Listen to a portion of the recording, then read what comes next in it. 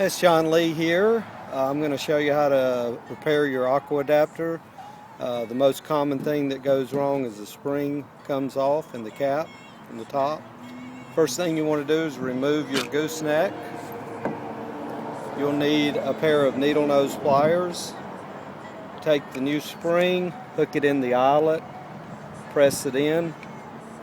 Then you're going to have to use your needle nose and guide it through the hole. See, I'm pushing up with my thumb on the shutoff valve. Press it all the way up, then take your needle nose, grab your spring, pull it out. This is the little cap that goes on the end that holds it in place.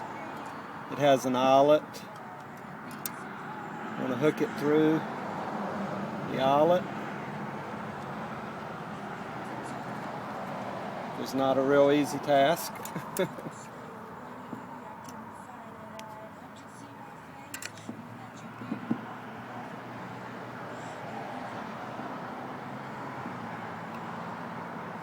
Once you have the spring attached, guide it in. It fits flush on the end here. Then you're good to go.